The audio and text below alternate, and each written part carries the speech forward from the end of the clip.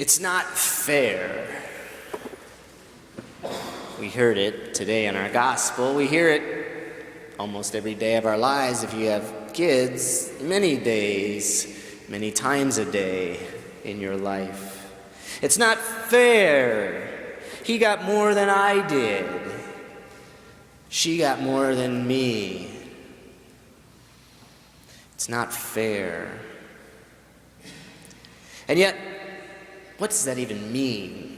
We say it all the time, we hear it all the time, and sometimes it becomes even a talking point for politicians that I want to be fair, or news to be fair. What does it mean? In our gospel today, the workers were saying it wasn't fair that these people that only worked for a short period of time got the same amount of pay as those who worked all day. In your life, your children, it might be that one kid got a slightly larger scoop of ice cream than the other. Usually what we mean when we say fair is it means that I think I should have more.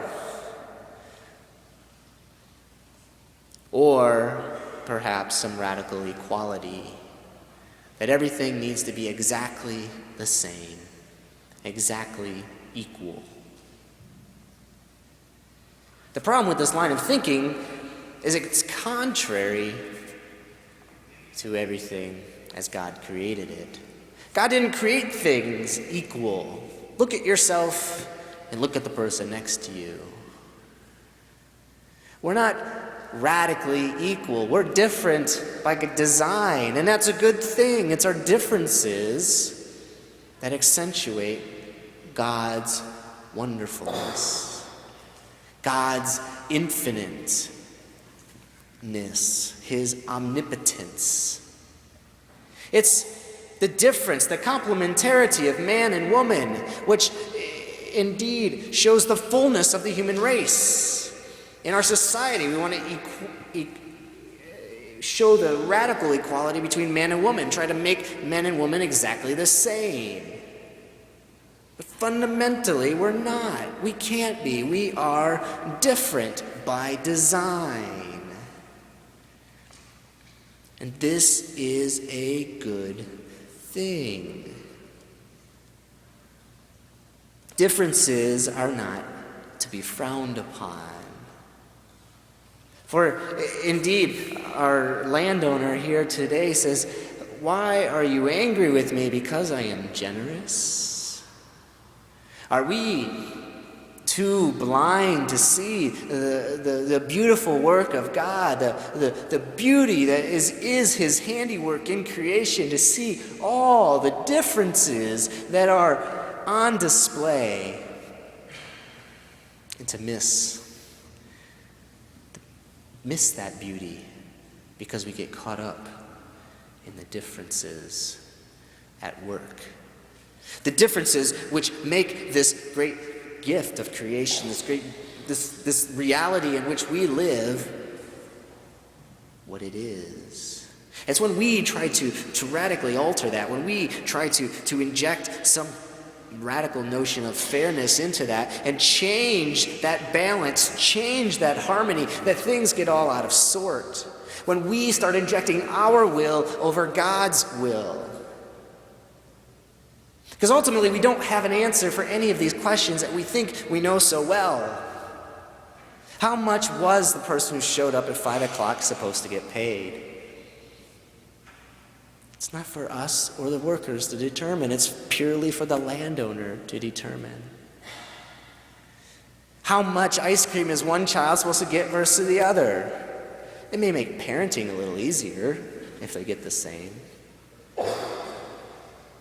Just like this landowner, he may have a better time of hiring workers in the morning if he pays everybody a full day's wage who work all day instead of at 5 o'clock. He may find it difficult to hire people first thing in the morning the next day, but it's his choice. It also may be a good thing to want to work for somebody who's so generous, that he'd be willing to pay you if you had a bad day and you didn't show up till 5 o'clock.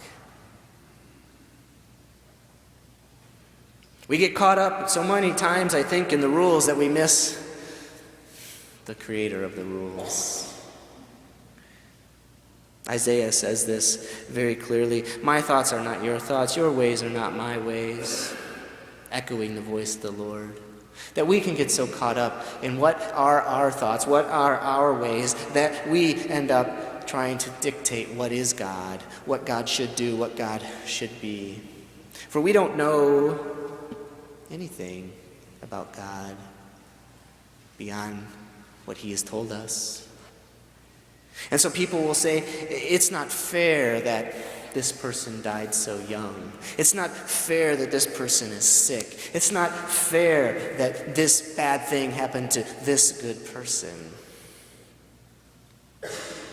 Why? It might not be something that we ever desire or want or pray for, and indeed, none of these are necessarily things that any of us should want. But how much time do any of us have to live? How many of us have been promised a long, healthy life without illness? How many of us perhaps take these things for granted? Many people who want to disbelieve the existence of God will turn to these examples. We call it the problem of evil. They will want to say, look at all these other things that are happening in the world that are evil, and that's proof. See, God doesn't exist. If God would exist, he'd be fair, and he wouldn't do these things. A God who's all loving, who created all things out of nothing, a God that you say exists, he would never do these things. And it's true. He wouldn't. But creatures who disobey his will, creatures who refuse to listen, refuse to accept his thoughts, his ways as his ways, would. Who would like to inject their will into his creation, to reorder it, to take that harmony, to take that balance, and to throw it off kilter, can have a ripple effect through all time. And so it is. The first sin of Adam and Eve is so great that all of us have been affected. All of creation is affected. It's like throwing a stone into the middle of a pond. It's the ripples that go outward. Sin is not something that we just contain and hold within ourselves and think, oh, that's just my sin. No, it didn't hurt anybody else. It's like a bomb that goes off. It shoots out in all directions, up, down, left, and right. We can't contain the negative effects.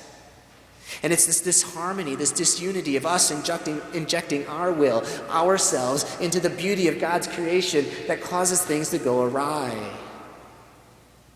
If only we could just follow his will. And that's our simple prayer every day. Lord, help me to follow your will. Help me to be that obedient servant and to not further disrupt, further cause chaos amidst your beauty.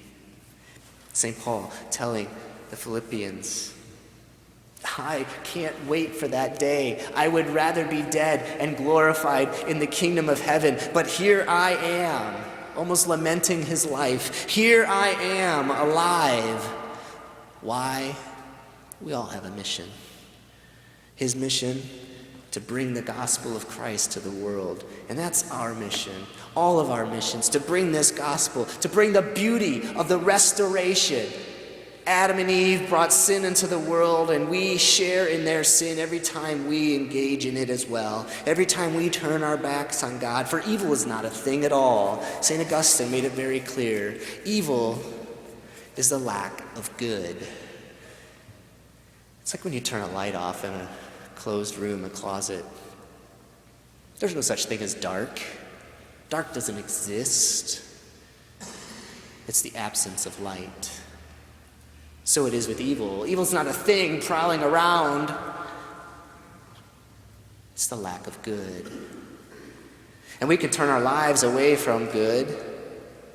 We can turn our backs on God and give in to that life oriented in darkness, in evil. Or, as St. Paul says, we can give in to the gospel. We can give in to that which is the light, given to us from the source of light himself, God, who is light from light, who gives us the great gift to transform, to reform, to regenerate all of creation, that as we know in the book of Revelations, that all things will be consummated, will be brought back into himself, and there'll be a new heaven, a new earth, free from sin, free from death, free from destruction, free from evil. We won't be saying things like, it's not fair. But we will be glorifying in the beauty of God and his wonder. Because we won't worry about ourselves in that egocentric, prideful way, but worry about the only thing that matters. Love. The love of God and the love of all of those united to God, those in communion with him, the angels, the saints, all of us who have given in to the gospel and followed him each and every day of our lives.